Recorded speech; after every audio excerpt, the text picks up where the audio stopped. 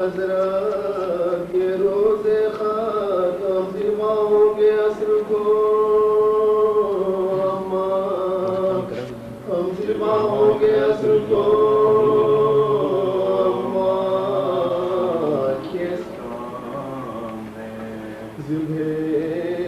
حلال میں تو یہ حکم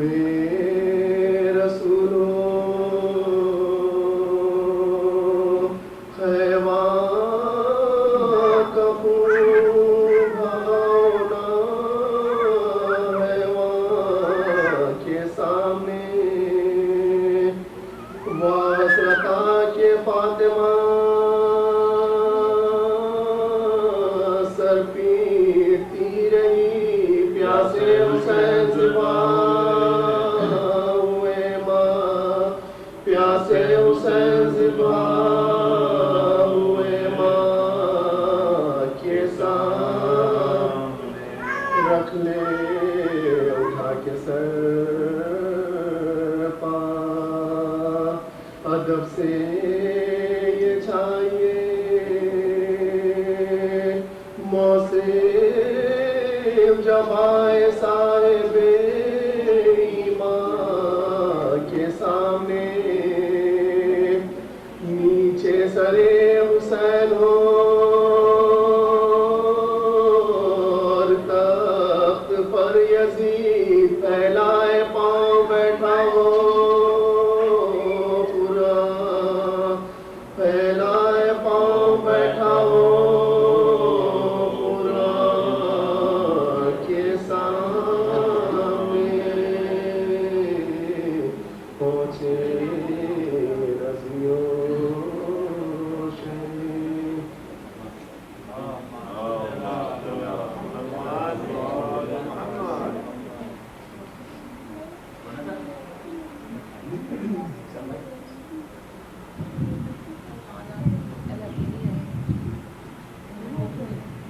کل منتظر دھانجی کا چہلم ہے، قرآن خوانی شام کو 7 بجے، اس کے بعد نماز مغرب ہیں اور اس کے بعد مجلس سے محترم حسین واجی صاحب کو اللہ خطاب فرمائیں گے۔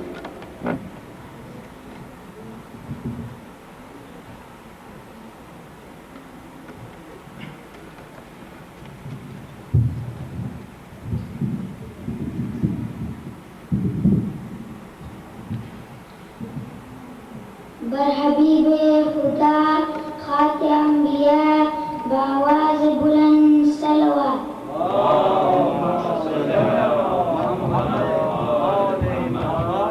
شاہ ہست حسین، بادشاہ ہست حسین، دین ہست حسین، دین پناہ ہست حسین، سرداد نداد دست و دست عزیز، حقہ کی بنا لا الہ ہست حسین۔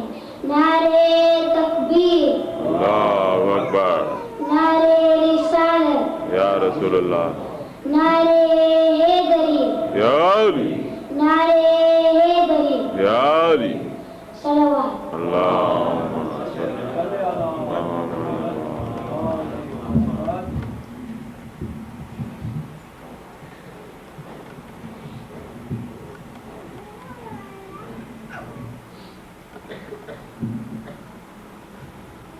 There is a request for Surah Fatiha and Surah Qul Huwallahu Ahad for Mahuma Sughrabai, mother of Shaban Ali, who passed away today in Karachi.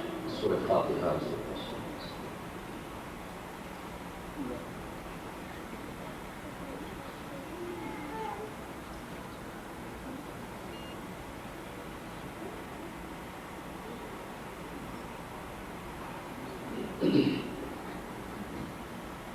پر محمد وآل محمد صلوات۔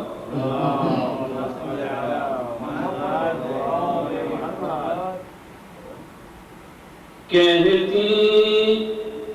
تھی آنکھوں بھر میت سے لپٹ کر، ہے علی اکبر، ہے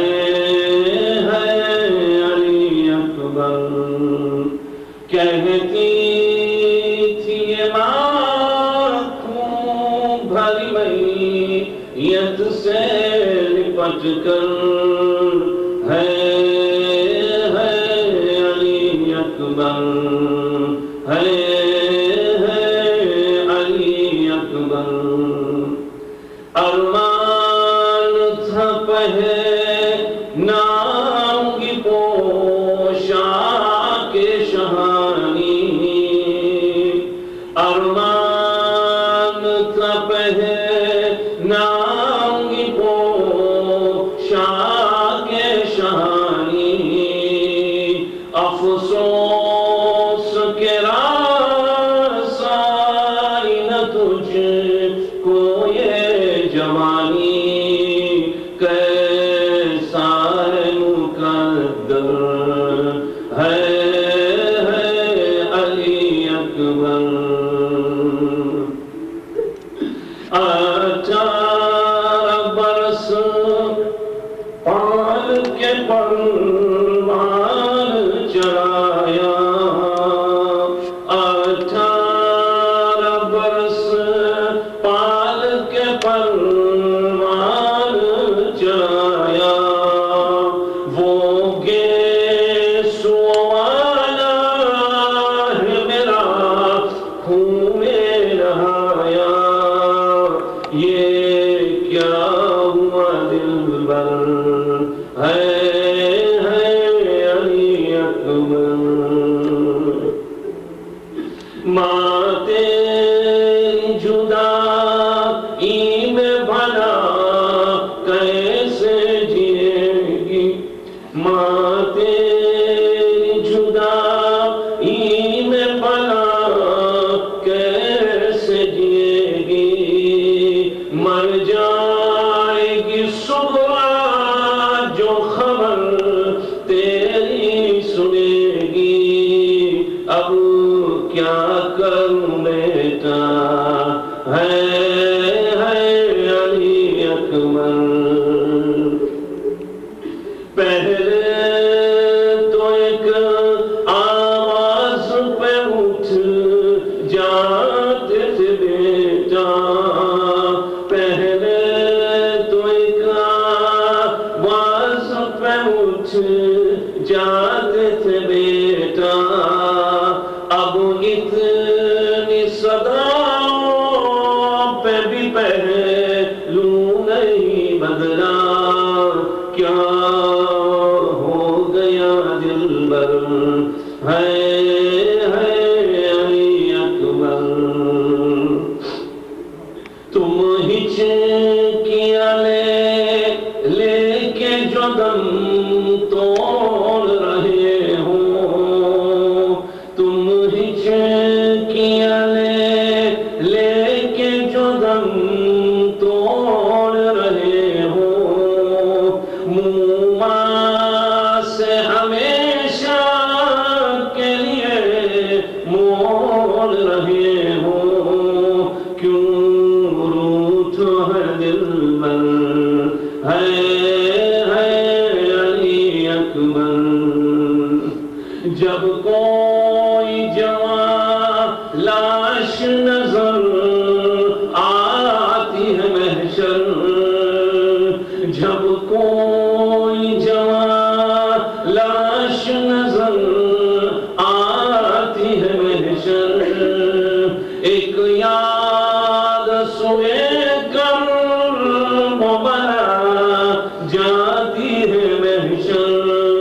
دل روتا ہے کہہ کر ہے علی اکبر.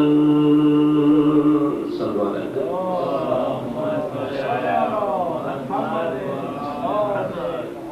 رحم اللہ من قرأ الفاتحہ.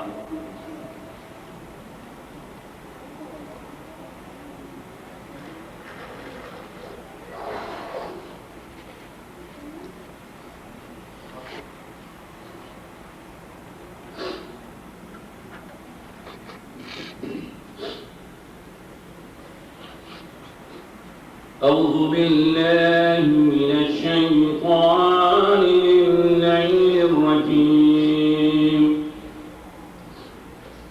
بسم الله الرحمن الرحيم.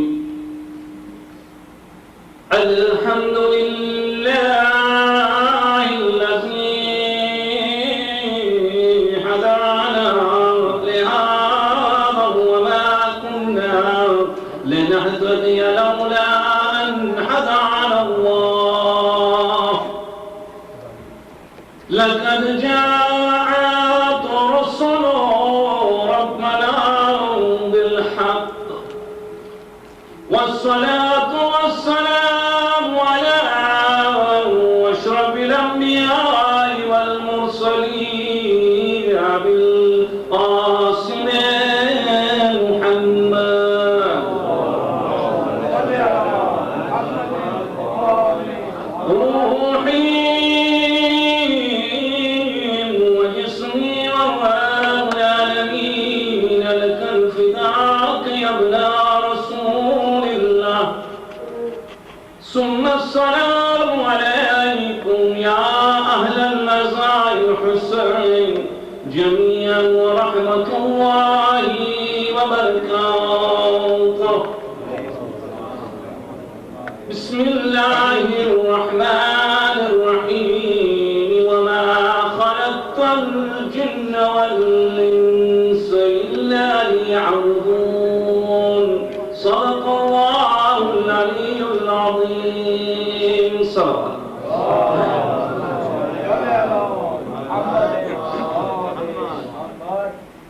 آج کی یہ مختصر مجلس میں مجھے عرض کیا گیا ہے کہ میں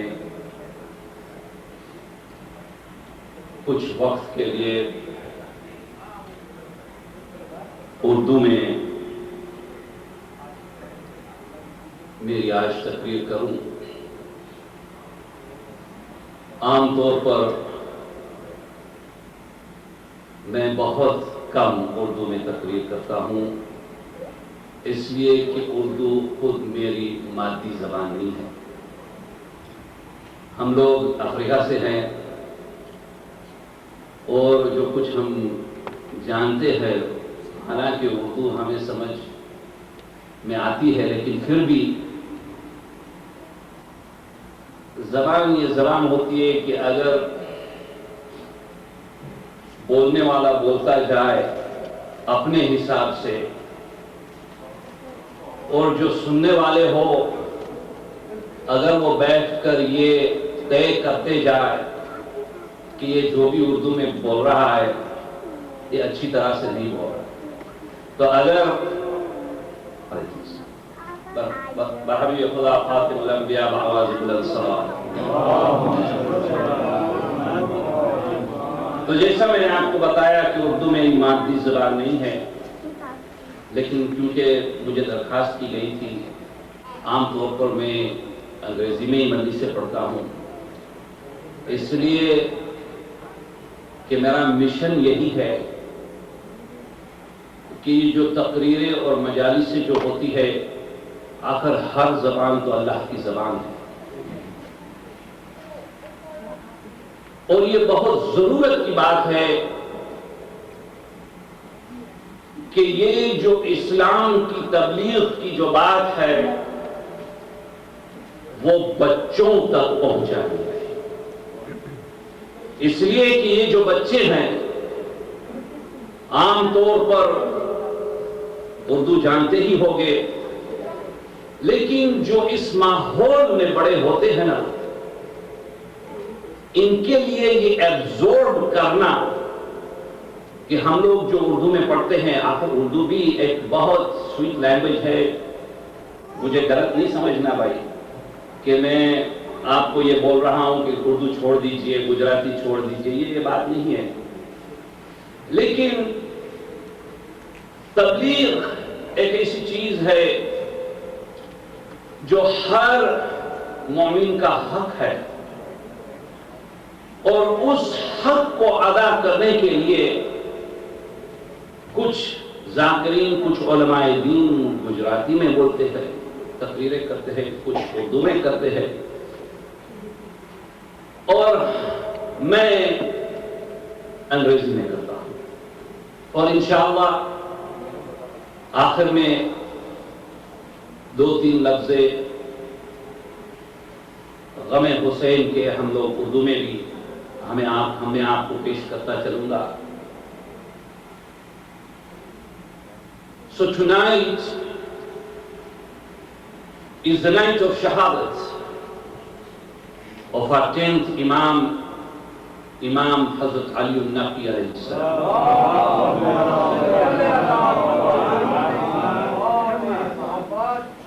As I recited in the beginning, وَمَا خَلَقْتُ الْجِنَّ وَالْإِنسَ إِلَّا لِيَعْبُدُونَ. Allah subhanahu wa ta'ala is saying that I have created jinn and ins, the world of jinnat and the world of insan, for the sake of my worship. So what is worship? Worship does not mean that I perform my namaz, that I perform those mandatory things that I'm supposed to perform, like my fasting, my hajj, my zakat, my homes. And if I have fulfilled these obligations, then I say that I have fulfilled the obligations of what Allah has set upon me. No, that is not worship. That is just part and parcel of the worship. When Allah says that I have created you for my worship, it means that I and you have to live on this earth according to the wishes of Allah subhanahu wa ta'ala. That means in every aspect and every action of my life, it has to be that I am realizing that I have a creator. And my job is to make sure that I keep my creator happy. To see a happy mother, you have to do those things that your mother loves you to do.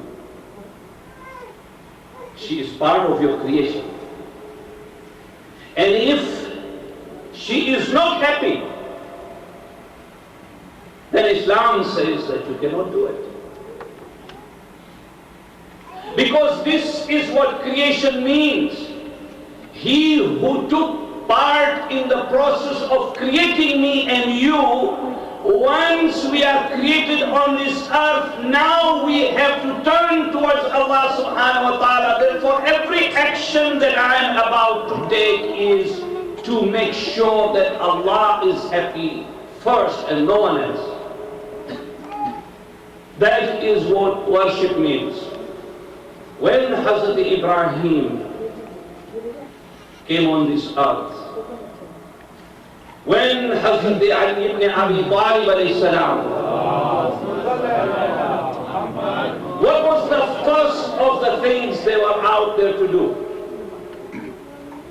The first things they went for were the idols that were being worshipped by those who were living there. They were idol worshippers. Imam Ali alayhi salam had seen the idols inside the Holy Kaaba. So when I and you look at the life of Hazrat Ibrahim and Hazrat Ali Murtaza, what do we see? We see that they were there to destroy the idols and to convey the message to all of mankind that these idols are of no use because they are dependent on you. For an idol has to be moved from one place to another. He is solely dependent on what you want him to do. The message was that these are just idols. What is important is your creator, Allah subhanahu wa ta'ala. So we sat and we listened and we looked at history. We saw that idols were destroyed by Hazrat Ibrahim, and Imam Ali alayhi salam destroyed the idols. So was the mission complete? No, the mission was not complete. It was equally important to tell mankind that while there were idols inside the Holy Kaaba that were being destroyed, it is my role as an imam and all the imams to come on this earth and not only remove those idols that were in the Holy Kaaba, but also those idols that are sitting in your hearts. You understand, we have idols in our hearts. There are many idols. They are known as the idols of jealousy. They are known as the idols of cunningness. They are known as those idols that bring destruction to mankind. And because the Ummah did not hear what the Holy Prophet was conveying, and conveying very clearly, that I am leaving two most weightiest things for you. One is Quran and another is Ahlul Bayt. If you left any one of these, you will be destroyed. This is the problem with the Muslim Ummah today. When we see such personalities as Ayatollah Muhammad Baqir al-Hakim being killed near the most holiest shrines, on the footsteps of the most holiest shrines. And what is the message in the world? The message is that the killers are also whom we call the so-called Muslims. That is the irony. Why? Because all you have to look is that wherever a Muslim is found to have the love of Ahlul Bayt in his heart, and in his mind and in his heart and in his action is what Quran is saying, when these two things are with you, then you are with Ahlul Bayt. If you miss any one of these, you will go astray. Even if you will find a person who will be reciting Quran and nothing else, and doing namaz, but he has no love and affection for Muhammad or Ali Muhammad, then the Holy Prophet said, you will go astray. That is what we have to find. Where are these people? Who are these people? I can sit and you can sit and we can blame the world at large. But we have to see, who are we as Muslims? Who are we? What are those idols that are sitting in the hearts of the Muslim that needs to be destroyed? And this is the message that Muhammad brought all the way down to Imam Sahibul Zaman alayhi salam. They have to be removed, these idols. There are many, many idols, my brothers and sisters in Islam. And we have to search ourselves every day. Every day of a month, every hour, any action that I am taking, is this action that is going to please Allah subhanahu wa ta'ala or not? If it doesn't please Him, then don't do it. It's as simple as that. He does not want you to kill the human race. I mean, this is the religion, my brothers and sisters in Islam, that said that when you have a neighbor next to you, Imams alayhi salam were saying that the impact of a neighbor, the responsibility of a Muslim for a neighbor is such that they were afraid that the Holy Prophet was going to make the neighbor's inheritance as part of our wills. You understand? This is how much human value Islam has put on humanity at large. Mawla Kainat, Hazrat Ali ibn Abi Talib alayhi salam, when he was in charge of the Muslim treasury, he was standing once when there was a non-Arab woman and an Arab lady that had come to collect the welfare from the Islamic treasury. Imam alayhi salam was distributing. When this lady came forward, Imam alayhi salam hands over that which belonged, whatever amount she was entitled to. And behind was an Iranian lady. She also raised her hand, and the money that she was entitled to, Imam alayhi salam gave it to her. But the moment that money was given to this Iranian lady, this Arab lady turned to Imam alayhi salam and said, I am an Arab. And Imam alayhi salam said, wait a minute. He goes down on the floor, he picks up the soil from the ground. He makes it, brings it in front of these two ladies and he says, what do you want me to do? This soil does not say whether you are an Arab or whether you are an Iranian. A soil is a soil, that is what humanity is made up of. It is not my job to sit and say who is an Arab and who is an Iranian. This is how Imam alayhi salam was teaching. Teaching that human value is of very importance. Remove those idols that you have within you. I and you go to Hajj. We go all the way to the place where we are now getting ready to hit shaitan. What are we doing? We are hitting that shaitan to make ourselves realize that I am killing this shaitan, therefore I am killing that which is in my heart that is built by shaitan. What do you think happens in Hajj after the stones have been thrown? The worst moment of Hajj comes up. This is the irony, because we don't understand. When we go to Hajj, we have come to a place which is almost the last rites of the Hajj, and when we are there, we are taking the stones and hitting the shaitan, trying to remind us that we have to remove these idols that have been established of the shaitan in my heart. But the moment that action is taking place, more people die in Hajj than at any other time. Why? Because we don't realize. We may take out our shoes. There are those who will take out their shoes and everything else they will have in their hands.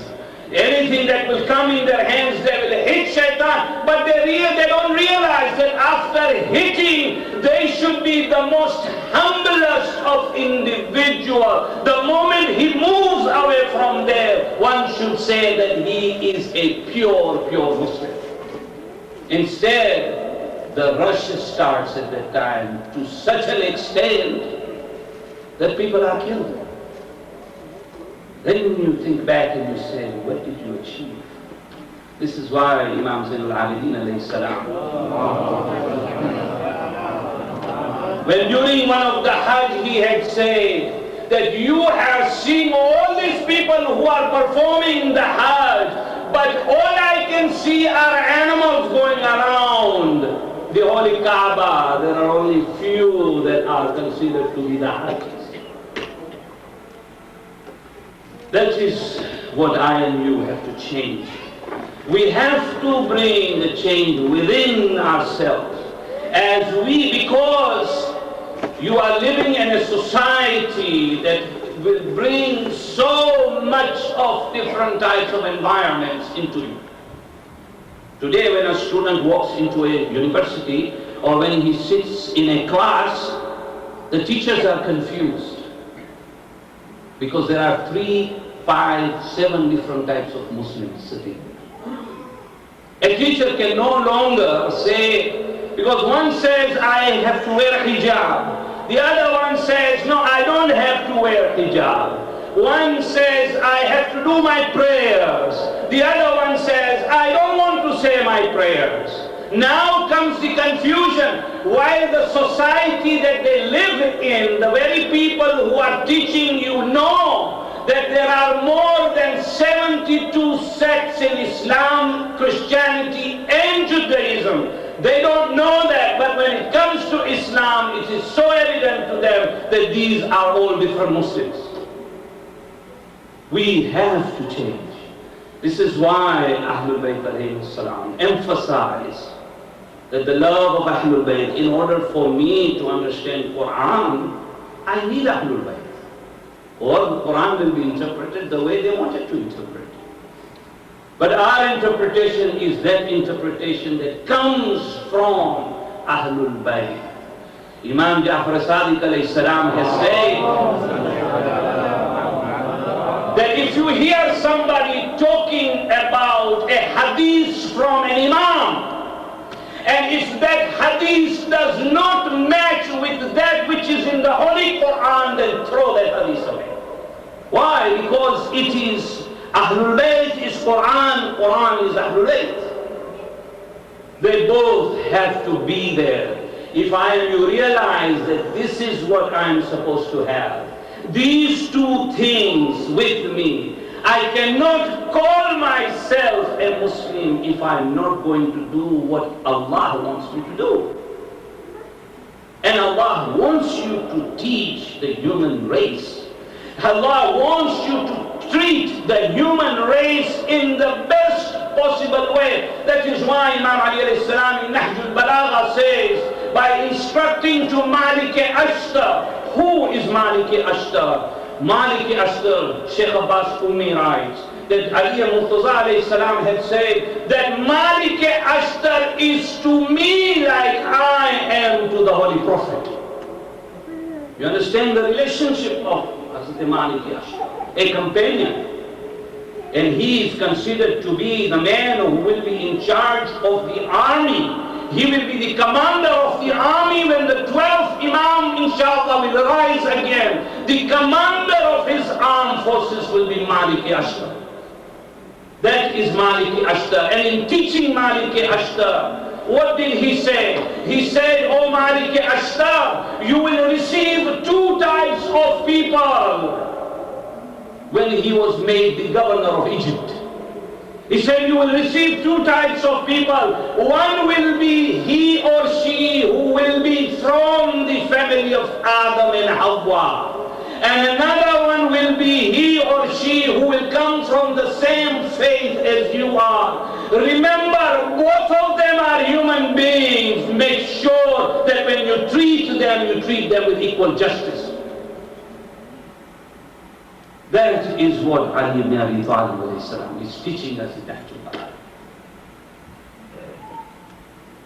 These are the idols that I and you have within us that need to be removed. And when the love of Ahlul Bayt alayhi salam starts to penetrate within you, then you become what MASOM was. When he is sitting with Imam Ali alayhi salam, and Imam is talking to MASOM that MASOM, there will be a time when your tongue will be cut off, your hands will be cut off. And he says to Imam, why will this happen? He said, because of your love for Ali ibn Abi Talib alayhi salam. MASOM said that I pray to Allah that He gives me 70 lives if it is for the sake of Ali ibn Abi Talib alayhi salam. That is MASOM. That is the love and affection that was built in our hearts. Unfortunately today, in the name of Islam, many things are happening around us that we don't realize, because if you see the history of Iraq, you have to go to Karbala. What transpired in Karbala was to show the Muslim Ummah who is on the right path and who is not on the right path. Because both of them were claiming to be Muslims, believers of the Holy Prophet. But Imam Husain's mission was that there will be those who will continue. And it is important for me to differentiate between the two. Who is he whom I and you can call a Muslim, and who is he or she who can be called so-called Muslim? That was the Karbala. And when Karbala's events rose, what did we find? We find the apartheid regime coming into play. This is the regime that took advantage of the people by portraying that they were lovers of Ahlul Bayt. And when Banu Umayyah was destroyed, Banu Abbasid came in the name of religion. Today, the atrocities that you see in Iraq is the very foundations that were laid at that time.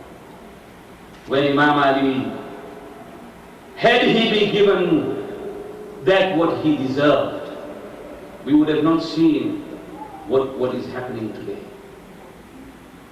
It is happening because if you look at the life of Saddam and all his puppets, from Saddam all the way, what will you find? You are going to find that these people have practiced everything that Mutawakkil was practicing. It was during the time of Mutawakkil and our 10th Imam, when Mutawakkil called Imam alayhi salam, and Imam comes to Samarra, because their capital was Baghdad at the time. When Mutawakkil and them realized that the Turkish army is there to attack them, they decided to change the headquarters from Baghdad to Samarra. Imam alayhi salam was called all the way from there. Why? They wanted to seek the support of the people, because people knew that if Mutawakkil would stand up and say, this is me, nobody would support him. But if Imam stood up and said, this is the son and a grandson of Muhammad Ali Muhammad alayhi salam, then everybody would support him. They took advantage of this situation. They took the advantage to such an extent that it was Mutawakkil who had made rivers. He had broken the banks of Euphrates, river Euphrates. He had broken those banks, and he decided to make sure that the water of Furat would drown the zari of Imam Hussain alayhi salam. He was unsuccessful. Why? Because as the water started to come near the zari, the water started to go around the zari. He saw that he was not satisfied, so he brought the plows from the farms and told the horses and the farmers that you should go and plow away the qabr of Imam Hussain alayhi salam. Those camels and those horses would not move. Mutawakkil realized that this is not how I can destroy the love of Ahlul Bayt. So he comes up with different tactics. And what were his tactics? There were many tactics he had used. One of the tactics he had used is that while Imam alayhi salam was present there, he gave an order that there will be no zawars who will go for the ziyarat of Imam Hussain alayhi salam. He brought restrictions to such an extent that those who were loving Imam Hussain ignored his orders, and in the process they lost their hands and they lost their lives. This was Mutawakkil. In spite of doing all that he did, even today the love of Ali or Fatima, the love of Ahlul Bayt remains in the hearts. This is why even this country was surprised that after 30 years of keeping the people of Iraq away from the zaris of Imam Ali and Imam Hussain, what happens on the Chahloon? This government all of a sudden sees the movement they had never ever seen, even though so many years had gone by. Why? Because the love of Ahlul Bayt always remains in your heart. It never goes away. That is a permanent love that you have in your heart. And this is what Mutawakkil was trying to destroy. He was totally unsuccessful to that extent that he had passed an order that, listen, this 10th if anybody goes to ask him a question, meaning Hazrat mImamAliAnNaqi, he said, if anybody goes to ask him a question, there will be a penalty of 2 dirhams. You will be penalized, 2 dirhams. And then he kept an alim there, a scholar of his own. And he says, if anybody comes to this scholar, I will give him 4 dirhams for asking one question. What do you think happened during that time? You know, as people are always greedy, when it's a question of money and wealth, ek samne parda aa jata. There is a poet who says, जाम पर जाम पिए फिर भी मुसलमान रहे. He said, जाम पर जाम पिए फिर भी मुसलमान रहे, इमामों को जहर दिया फिर भी मुसलमान रहे. क्या कहना इस मुसलमानों का, रसूल पे शक किया और फिर भी मुसलमान रहे. You understand? Here is what is transpiring. And that is why Mutawakkil comes up with this idea. Here comes a fellow Muslim and he says, you know what? It's time for us to make some money. We have to keep our feet both sides. We have to keep Mutawakkil happy. We have to keep the Imam happy. So what do? First they go to the alim of Mutawakkil and ask him a question. He gives them 4 dirhams. Then he comes to Imam alayhi salam and asks a question. The net impact to him was 2 dirhams. And he said, I've kept both parties happy. There was a person among those who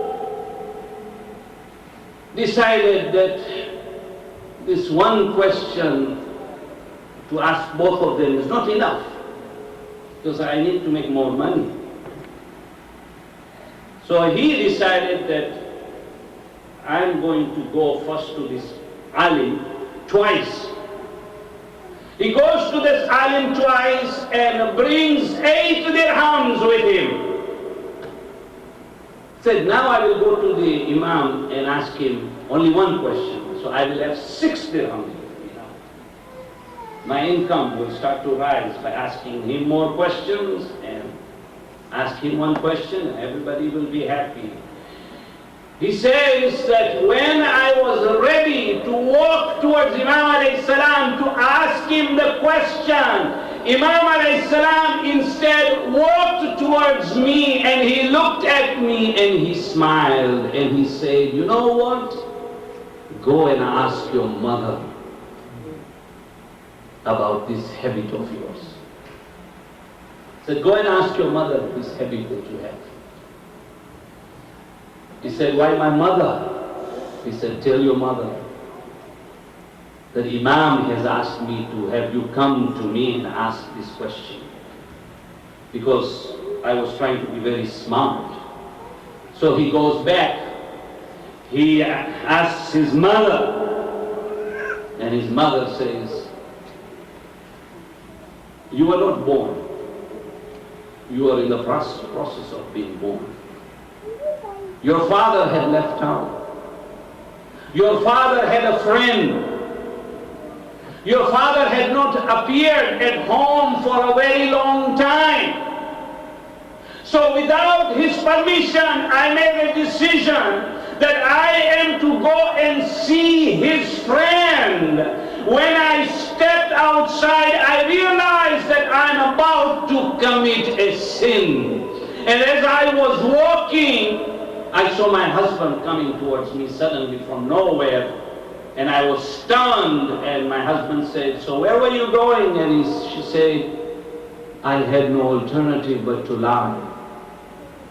And I said, no, I was just going out. And this man then realized that the reason he was in the business of betrayal and lies was because it was a foundation that was established by his mother.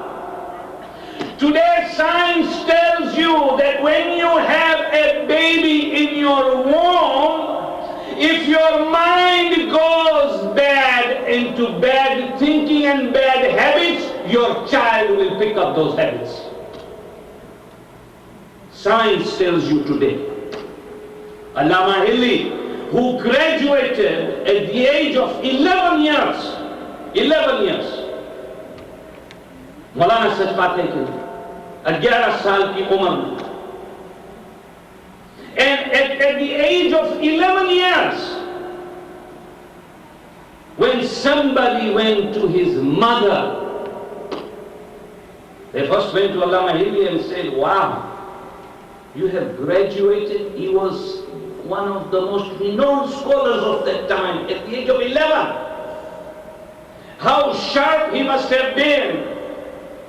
And somebody said, why are you asking Allama Hilli? Ask his mother, because it is the mother that has brought Allama Hilli to what he is. Why? When they went to his mother, they came to know that the reason Allama Hilli is the way he is, because whenever the mother was feeding his son Allama Hilli, she would make sure that she would do wudu before she fed Allama Hilli. That is why Allama Hilli became what he became. That is why it was very important for the Holy Prophet to make the decision by the order of Allah subhanahu wa ta'ala that if there is anyone who is deserving to marry Fatima, then it is Ali ibn Abi Talib. It had to be two ma'asooms. It could not be. It had to be two compatible people who are known as ma'asooms, because the generation that was to come out of it was what we know as imamat today.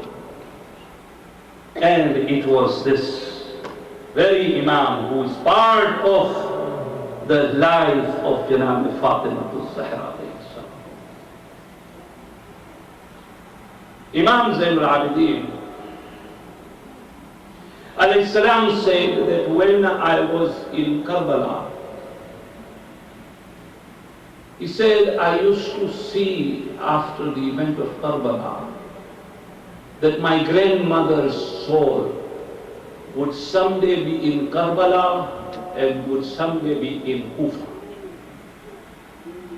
And he said, do you know why my mother is traveling between Karbala and Kufa? Because Husain's body lies in Karbala. His head was being moved around. And Janab Fatima was with Imam Hussain alayhi salam. When he left Medina, Fatima was with Hussain. When he was in Karbala, Janab Fatima was with Hussain.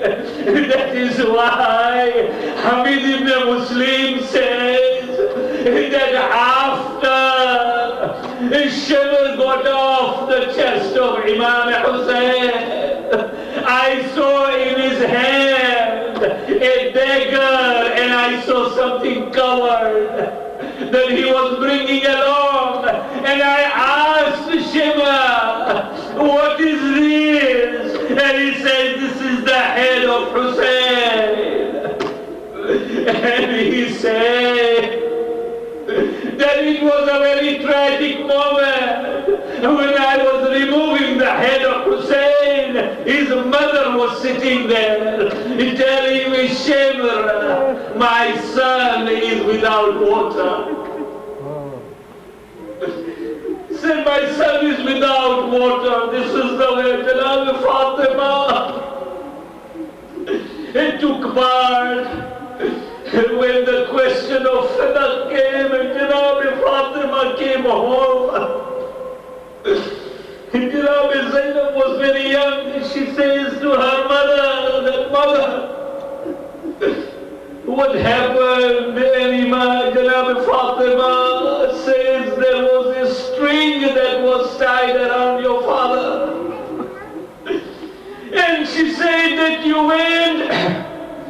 You went to the palace and Janab Fatima said, yes, Zainab, I went to the Darbar, but Zainab, there will be a time in your life when you will be in Darbar. Your hands will be tied, your neck will be tied, and Zainab, you will not be alone, there will be many with you. عزیزان گرامی، ایک بات کہہ کے ختم کر دوں، ارے جناب فاطمہ نے ہر وقت حسین کا ساتھ دیا تھا.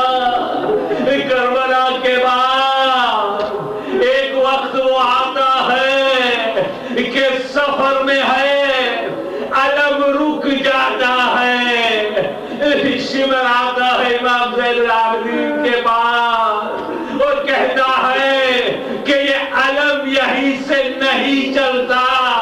ارے کیوں؟ اس وقت امام دیکھتے ہیں امام حسین کے سر کی طرف. امام فرماتے ہیں امام زین العابدین کو کہ بیٹا میری بیٹی اونٹ سے گر گئی ہے. جناب زینب ڈھونڈنے چلی تو کیا دیکھتی ہے کہ ایک عورت ہے جو سکینہ کو بٹھائے اپنے ان کے سر پہ ہاتھ رکھ کر باتیں کر رہی ہے.